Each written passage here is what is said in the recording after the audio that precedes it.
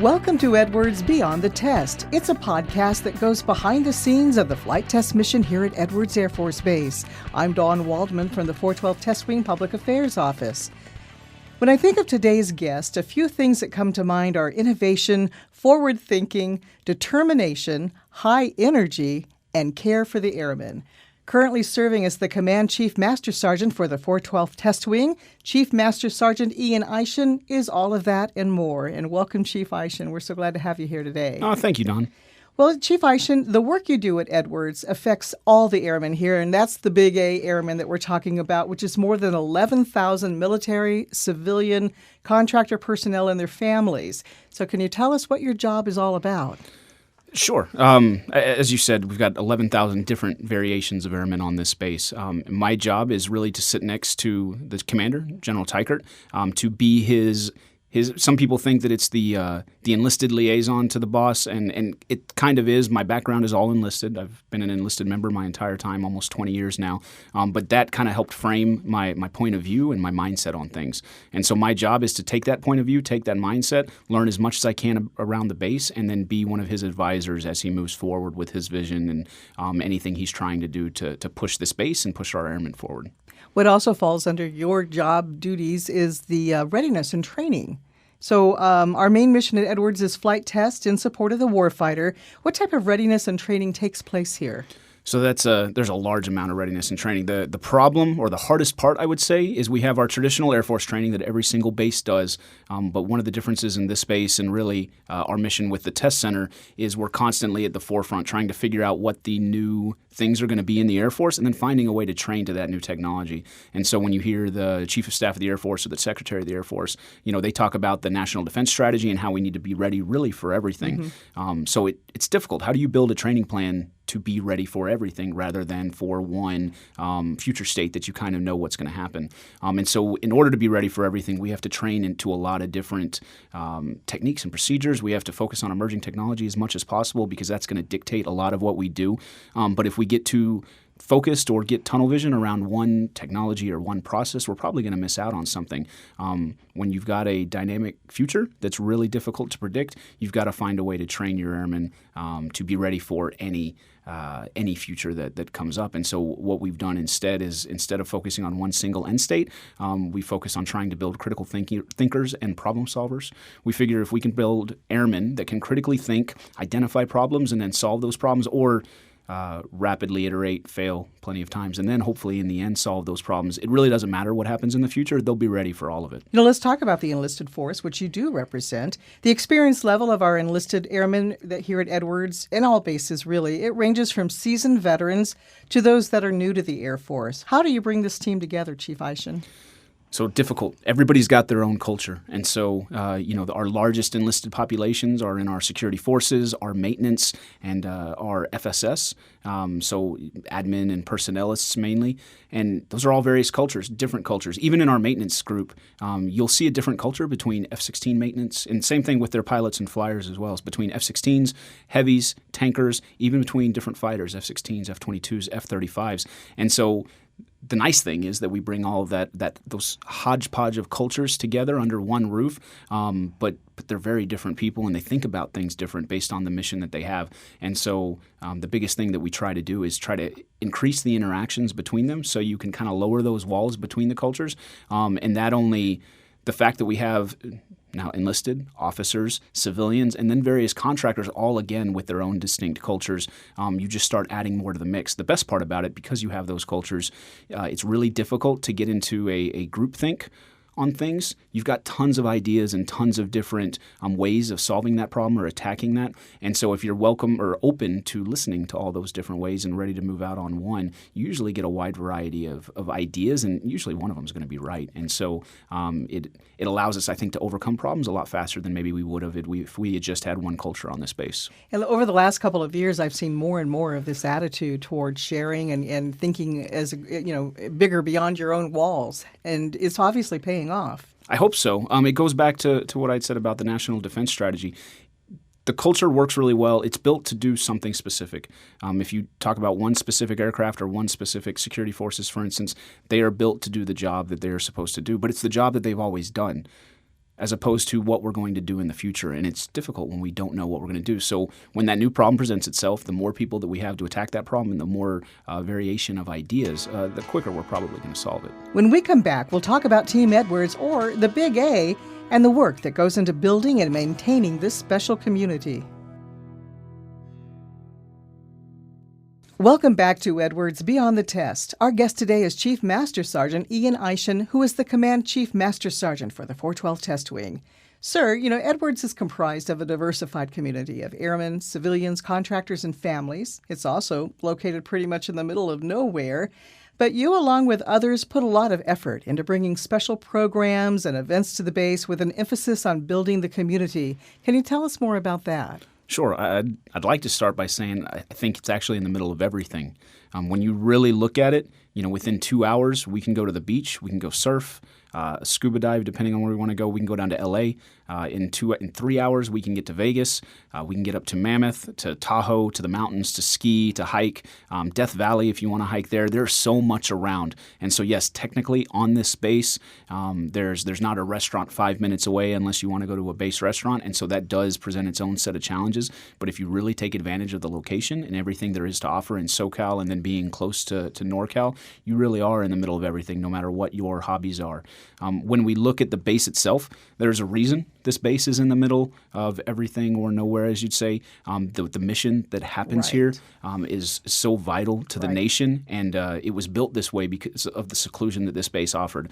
Also, we have this massive lake bed that for some reason didn't want to spring up right next to the ocean. And so it's one of these features that's just a natural wonder of the United States, and because of that, we're able to test and work a lot of this nation's mission. However, we do understand that it is difficult for some families as soon as they get here, and it is a culture shock. And so we've worked really hard, both General Teichert and I, and really the whole team here at Edwards, to bring as many facilities and different capabilities to the base as possible. For instance, here in the near future, we're opening up.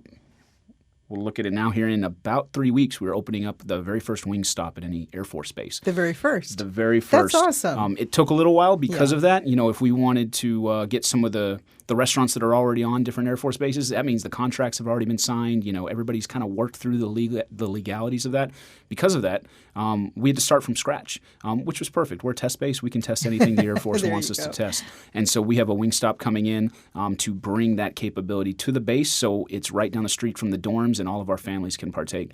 And in the next 3 or 4 months, we have 2 other new restaurants opening on this base. And actually, we're putting those right across the street from the dorms, so an airman can wake up and in 5 minutes be exactly where they need to be to grab food, just to give them another option and give their families another option. Are you ready to tell us what those restaurants will be? Yes, actually, one is Salad Works. Okay. It's a healthy eating establishment, so we've got salads and wraps and sandwiches is kind of their main focus, and the other is Rickenbackers. And so you'll see more Rickenbackers overseas. They're already on a few Air Force bases, but it's kind of, I don't want to say diner, but burgers, fries, alcohol. It's just kind of a little catch-all of all types of different foods.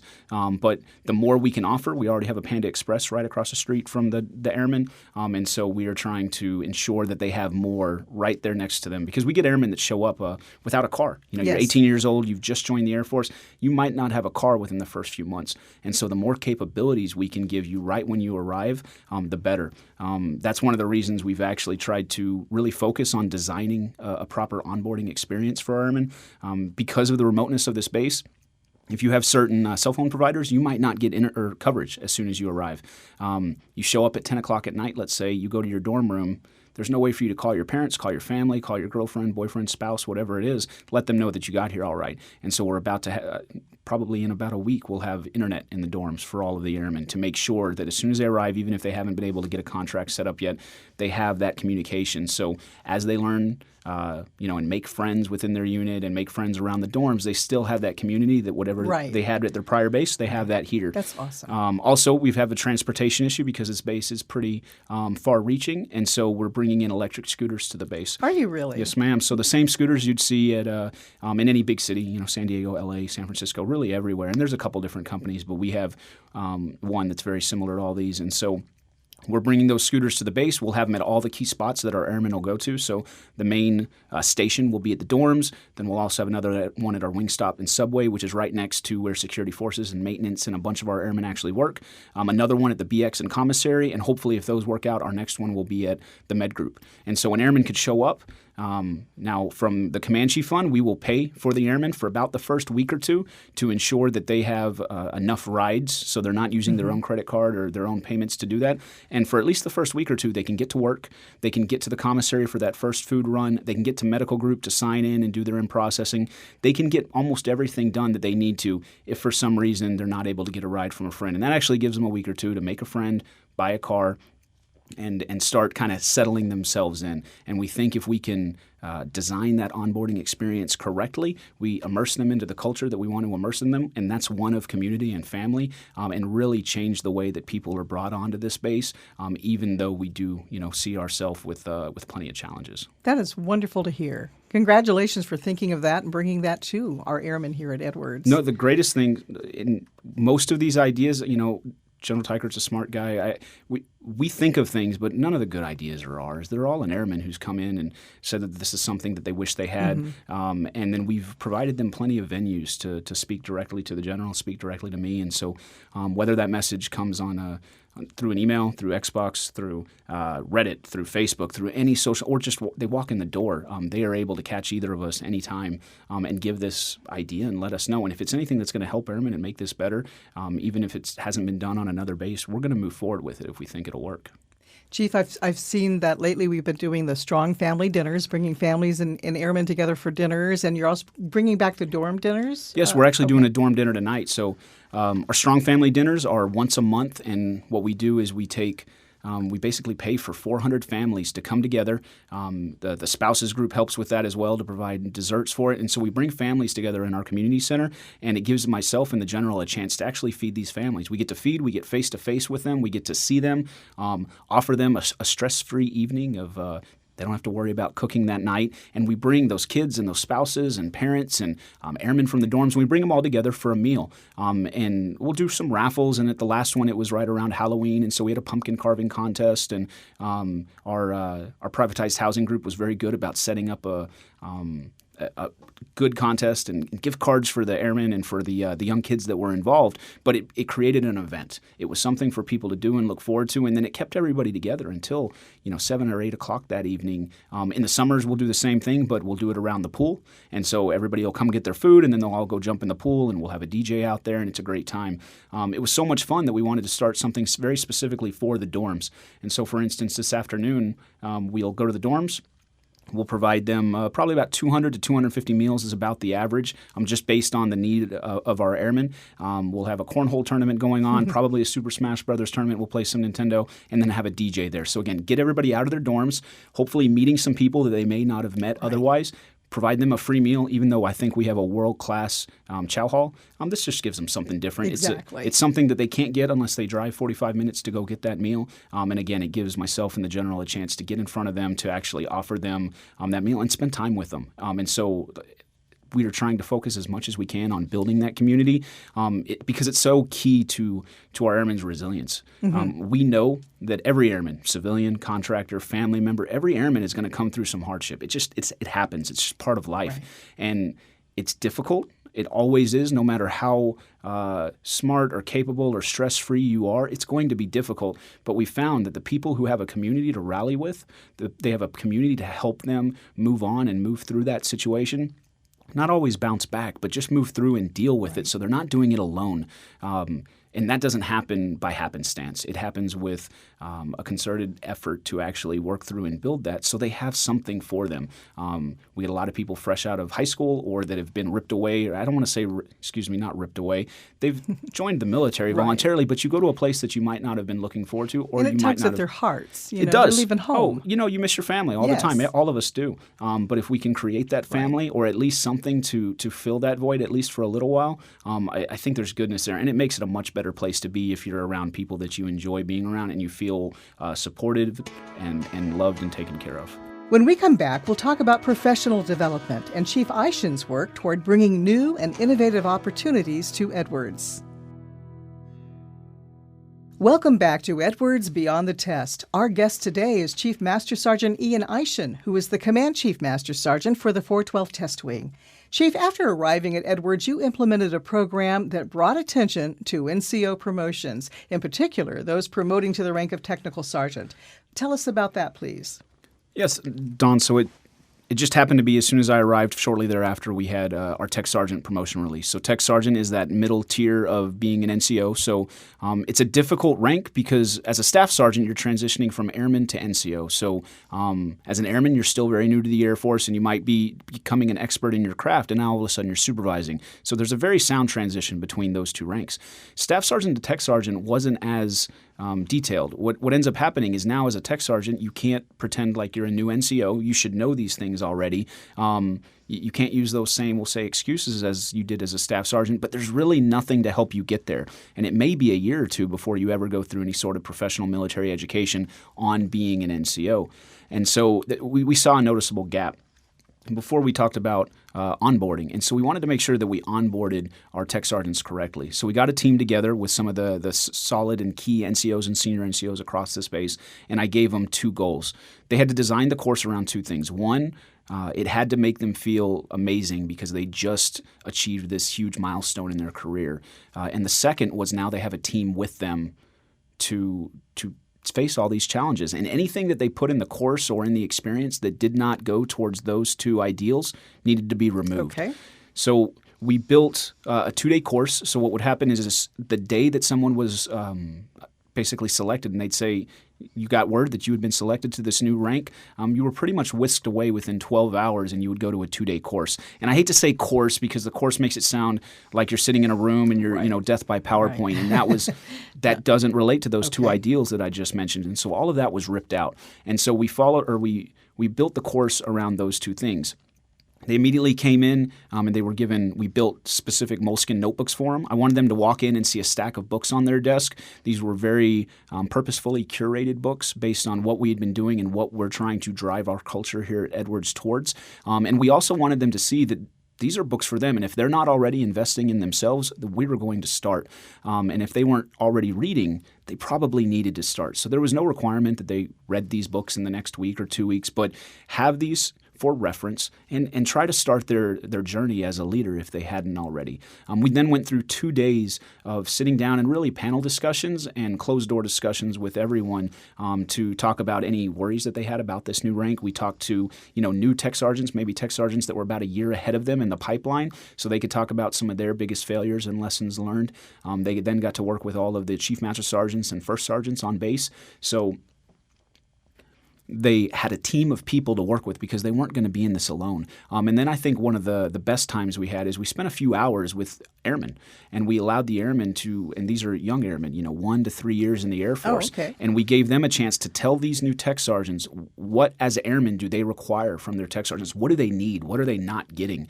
And that was a great experience. I mean, just sitting there as I'll say auditing the course or being there to help and add some advice every once in a while. I had 2 pages of notes just from that session. Wow. Because it really opened your eyes to some of the things that those airmen, specific airmen, and maybe those cultures that they came from were dealing with on a regular basis. It was so successful that we went ahead and did the exact same thing for our Staff Sergeants, even though there already is a course for them. The course is not specific to Edwards, and so that's something we wanted to do. I think our base is unique in the sense that it has different needs than other Air Force bases, and I think all of them are the same. I think if I was at Hurlburt Air Force Base, there would be things that I'd want to train those airmen on based on the Hurlburt's mission and AFSOC's mission that maybe are not as high a priority for us. For us, emerging technology, test acquisitions, civilian relationships, meaning working with civilians, working with contractors, these are things that aren't as high a priority just because they don't happen as much at other bases. Very much AFMC bases, but which we are one of. So we wanted to make sure we looked at the things that were going on in our organization. If we could fix anything, what would we fix? And we need to start it with our youngest airmen. And so we really tried to focus both our Staff Sergeant and our Tech Sergeant courses on that. And then again, more successes and some failures, and those happened all throughout the time. We started building that into our actual professional military education, so airman leadership Leadership School, which is our baseline education that all senior airmen or E4s go through. We started adding emerging technologies and some design thinking and some of these things just to get our airmen thinking a little bit differently. And we also added it in the style of electives, so they had a choice. There's complaints that they're told exactly what they need to learn, and there are some baseline things that they have to learn that the Air Force has decided on. And there's ways to fix that and update that when necessary. But there's also something about having your choice heard or your voice heard and being able to choose what you learn based on your gaps and what you think you need. And so we wanted to give them that, if even for a small portion of the course. And you're getting great feedback on this, I assume. So far. And the curriculum has changed multiple times. That's the nice thing. We get to iterate. We get to fill in gaps. We have a lot of expertise on this space. So if the airmen of the course or in the course say, you know what, this is what we really think we need, we can add it. And in fact, the Air Force, the Barnes Center, changed the course recently here about 3 classes ago. So we're looking at about 4 months ago. And the new course took some things out. Some of them airmen wanted, some of them they didn't. And so we can fill some of those gaps based on the needs of our airmen through lunches, through afternoons, through being a little creative with our time. But if our airmen say that's what they need and they're passionate about learning that subject, there's no reason why we can't give that to them. Speaking of creativity and airmen, you're doing some creative things with them and teaching them about robotics and 5G and emerging technologies. What is all that? So if you go to Corona, which I don't go to, it's all of our 4-stars who go, but the 4-stars are getting briefings on all these emerging technologies, quantum and robotics and artificial intelligence. And I figure that if it's important enough for our 4-star generals to move forward with, and those are the technologies that are shaping their vision and strategy for the future of this Air Force, then it's something that our airmen need to be aware of. Now, maybe they might not spend as much time with it as some of our senior leaders, but if they don't know what those words even mean, at some point they're going to come up with an idea and they're going to say, you know what, I think artificial intelligence may be able to help me. But if you're not tech savvy, that can be scary. Even just trying to Google artificial intelligence, what do you look at? What makes sense and what doesn't? And so if we can open up their mind to some of that and, again, focus on the fact that they're always going to learn, whether it's in a classroom, online with other people, there is an expectation they continue to develop themselves and others based on what's happening in the world, and emerging technologies is part of that. And so we don't stop there. We talk about our near-peer rivals. We talk about the National Defense Strategy and why our senior leadership and our government is focused on these areas. And this way, they grow up and they do their tactical level actions based on the spirit and intent of what's happening at the strategic level. And that can kind of be the guiding light of, do I go one way or do they go the other? And even though they may be wrong when they decide, if they decided based on what they thought was the strategic priorities of their senior leaders, then they probably made the right decision. It might not be one that they make again, but based on the information they had at the time, that was the right decision. And so we want to empower them, because if we really do get into a situation with a near-peer rival, I don't think we're going to have 4-stars and 3-stars able to push down direction all the time. It's going to have to be a decentralized control environment. And that environment is going to require senior airmen, staff sergeants, our young captains and majors to make decisions without any guidance other than something they heard 3 weeks ago or what they've heard and learned throughout their career. And if we don't practice making those decisions now, it's going to be a lot difficult when things start getting crazy. Okay. And back to the robotics. Are you giving them kits? I heard you're giving them robotic kits. We are. So we had a group of airmen. We wanted to make sure that they started playing with a little bit of software development. But it's really hard to just say, I want to develop software or I want to learn code. You need to have a problem to solve, and you need to focus on something. Also, having something in front of them to actually build is a little bit more fun, and we really wanted to be able to walk into a room and see airmen building all kinds of random things that are fun, because even though it might not have any military applicability at the time, the skills that they learn will help them solve problems in the military. So we bought a couple small indoor drone kits, some robotics kits, and we have these robotics kits all over the base. And what's actually happened is we've commandeered part of our arts and crafts center. We've got a lot of MWR centers, for instance, a woodworking shop and arts and crafts and metal shop and all those things, because at the time they were built, those were major hobbies for a lot of the airmen, and they needed something for them to work on those trades and to learn and to practice and just kind of have fun. Robotics is one of those now, and so we have groups of airmen who are going to the arts and crafts center in the afternoons just to build robotics kits and work on building computer vision algorithms, which is teaching a robot to look at something with a camera and to identify things. And through that, they're learning artificial intelligence, they're learning algorithms, they're learning all of this different software stack. And so they're going to be able to use that to solve problems, and they're having fun doing it. And so we want to incentivize and empower that as much as possible. That's exciting to hear about. Your focus is just not on the airmen here at Edwards. You're also working on professional development opportunities for our civilians as well. Tell us about the new Civilian Leadership School. Sure. So this is a joint effort between our current Airmen Leadership School, and so we already have a very refined, I'll say, continuum of learning and expectations for our enlisted force. Our officer force has something very similar. And so from the very beginning, if you really want to know, there's a course for almost every level where we teach you at least those basic skills that we need you to have as a frontline supervisor, as a leader, as a manager, and there's constant opportunities to top up on that education. We don't have that for the civilian force. And if we were a wing that only had 100 civilians, it would only affect a very small percentage. But almost 70% of our wing is civilians. And so not having a solid continuum of learning and continuum of leadership and management development is just lacking. And it's lacking across AFMC in general. And they know that. Mm-hmm. AFMC has 65,000 civilians. And so we have pockets of things that have popped up, and so we needed to develop something especially for our frontline supervisors. Airmen Leadership School is for frontline supervisor active duty enlisted, not just active duty, we have Guard and Reserves, but for enlisted airmen. And we didn't have an equivalent on the civilian side. Okay. And so we took the Airmen Leadership curriculum. We took out a lot of the things that were very enlisted-centric that would not be applicable to a civilian. And then we added some things that were more civilian-centric. And so we built a prototype. Just like any good test, we're going to try it out. And so in December, we'll push our very first group of civilians through CLS. Right now, we're starting with a 5-day course. And then from there, we'll get feedback, what was good, what was not so good, and then we'll fix it and we'll make it better. And then we'll do it again and we'll do it again. And I can say that most of AFMC is watching because they are looking for something. Oh, no doubt. The way AFMC treats their civilians, with civilian hiring and appraisals and everything that we learn through AFMC, because we have the economy of scale within AFMC. The rest of the Air Force usually follows just because we have so many civilians to test and try these things. And so we're doing the exact same things with our civilians, trying to teach them how to work with our enlisted, teach them a little bit of military, but then also tactics to be a frontline supervisor, and then how do you deal with leading different types of people, management techniques, project management, all these things that they're not normal for everybody. And so the more that tools you can put in your toolbox, the better off you're going to be. I think if this goes well, there's probably a need for a mid-level manager training at some point, something that's equivalent to our E6, E7, Tech Sergeant, Master Sergeant level.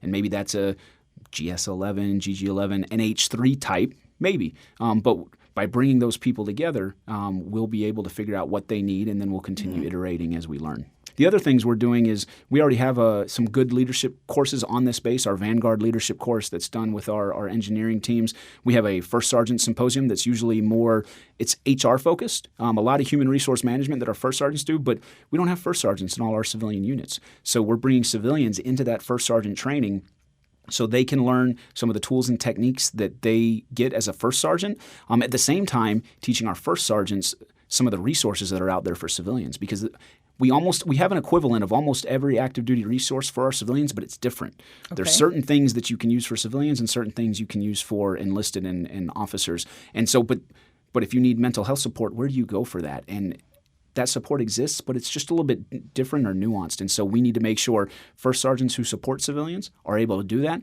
And then civilians who maybe focus more on the HR world have those capabilities so they can help not only their civilians, but also their active duty airmen, enlisted, and officers.